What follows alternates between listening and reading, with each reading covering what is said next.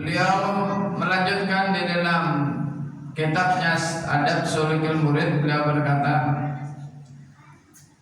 seharusnya bagi orang-orang yang pengen dekat dengan Allah,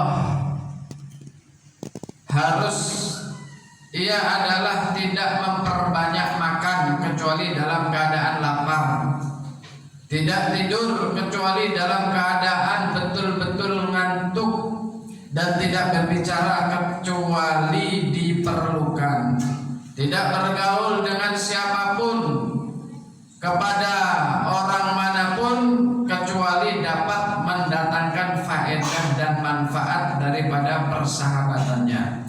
Barang siapa yang selama hidupnya memperbanyak makan, maka hatinya akan menjadi keras dan anggota tubuhnya akan menjadi berat untuk melakukan ibadah. Karena banyak makan juga mengakibatkan banyak tidur, dan orang banyak makan juga dapat menyebabkan banyak berbicara. Termasuk daripada agar kita semangat ibadah kepada Allah Subhanahu wa taala, yaitu menyedikitkan makan. Kenapa? Karena orang ketika anggota tubuhnya yang bernama perut itu kenyang, maka anggota tubuhnya semuanya akan lemes. Dan barang siapa yang perutnya dalam keadaan lapar, maka anggota tubuhnya akan semangat. Nah, coba pian perhatikan, pian lapar, kira-kira kalau tidur nyenyak apa tidak? Enggak nyenyak lah. Kenapa? Lapar. Sehingga kalau kita tidur malam, makan sedang, makannya sedang aja, ya harus makan. Kalau kada makan, kada kamu guring kita. Maka jam 2, jam 3 itu sudah kerasa lapar. Itu dapat menarik, menyebabkan yang bisa bangun dan bisa ringan untuk qiyamul lail. Tapi kalau yang sudah makan pol-polan, habis sisa diundang keselamatan, banyak jadul makan. Karena di rumah nyantap lagi. Karena bawa anak datang dari pasar malam bawa martabak, nyantap lagi. Ditawarin sate, oke.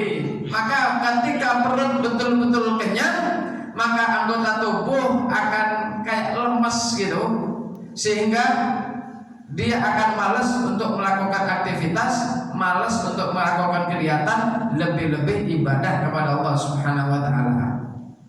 Karena itu kalau pengen hati kita terang, hati kita penuh dengan nur, hati kita penuh dengan cahaya, sebaiknya manusia menyedikitkan makan.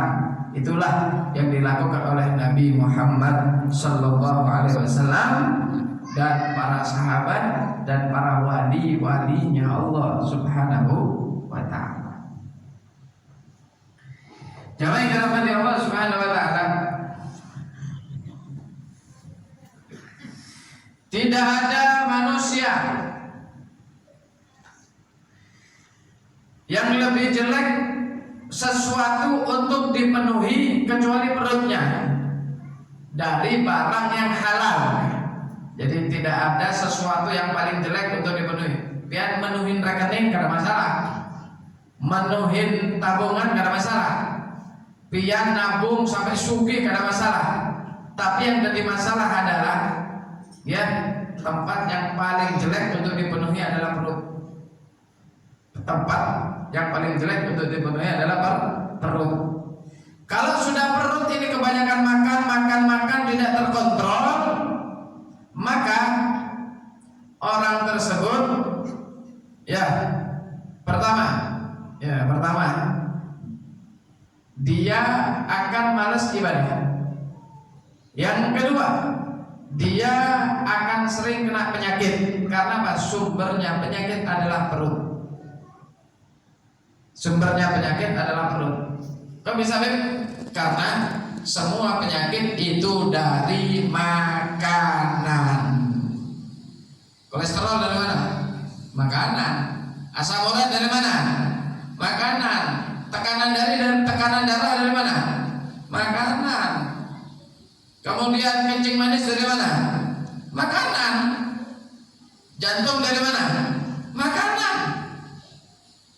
Apalagi? Ya banyak, itu rata-rata dari makanan.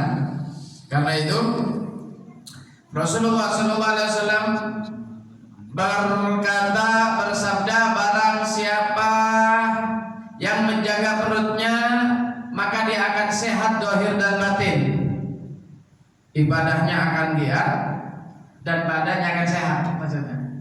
Dan barang siapa dia tidak peduli apa yang masuk ke dalam perutnya, dikit-dikit makan, ini yang halal, ini yang halal. Kalau yang haram nggak ada dibahas, kan? Yang halal maka akan berat ibadahnya dan akan penuh dengan penyakit badannya.